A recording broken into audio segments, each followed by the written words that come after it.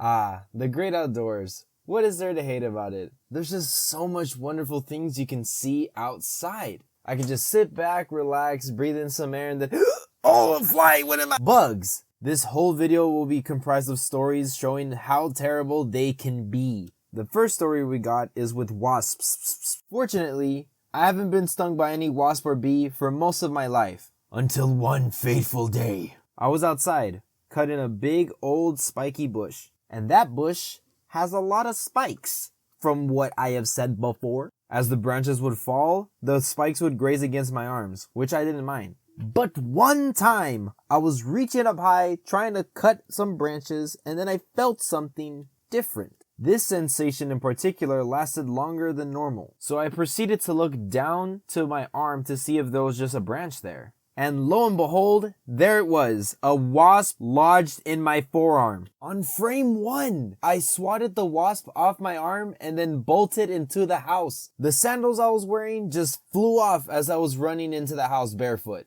My forearm was on fire. There was so much pain. There I was, standing there just in awe of how this tiny little creature can pack such a punch. Then I got a hold of some magical ointment that was blessed upon me by the gods that helped me with this problem. And that flying menace that we call a wasp only stung me one time. I cannot imagine how much more painful it would be if it did it more than once. I later discovered that there was a whole nest of those freaks inside of the bush.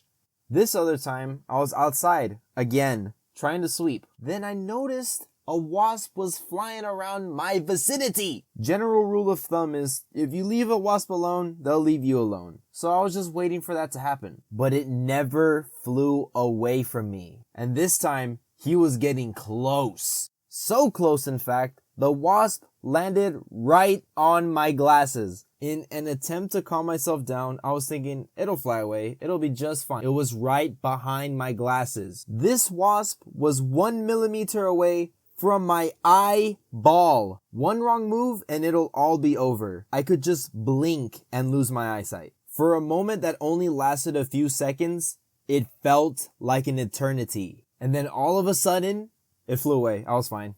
For now.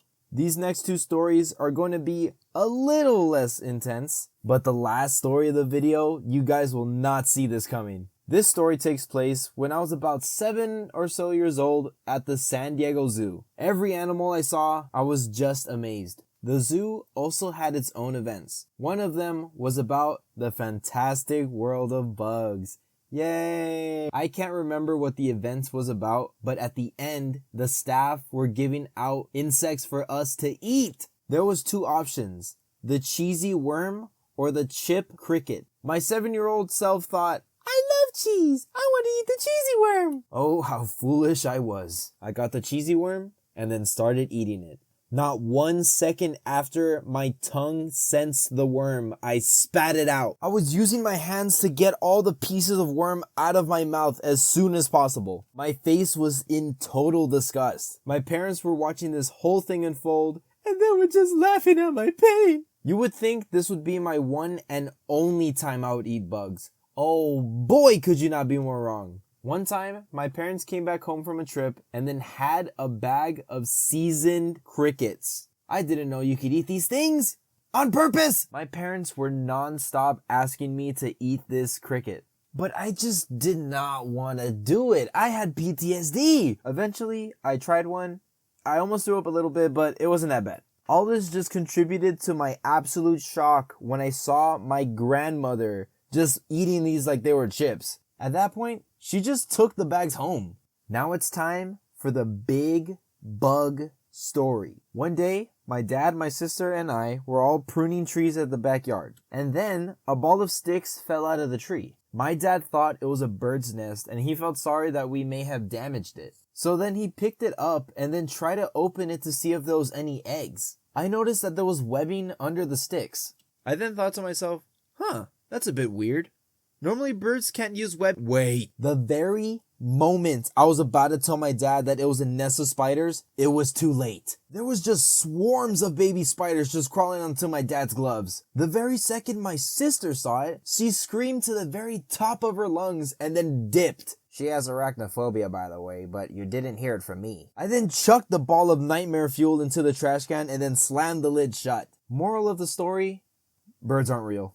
And here we are at the end of the video. And I have noticed that you have noticed that I'm using a different mic this time. I wanted to use this mic to record this video, but I only figured out until after I recorded the audio yesterday that I was using my Apple headphones the whole entire time. So I'm going to use it for a side story. So the actual first time I got stung by a bug was a bee, and I didn't notice it. I was walking to school one day, and then when I took off my sweater once I got inside, I saw that there was a bee stuck on the side of my arm. I only felt the pain after I took the bee out. I don't know how this super secret spy bee got there in the first place, but it did. The pain was pretty mild, so I was just chilling.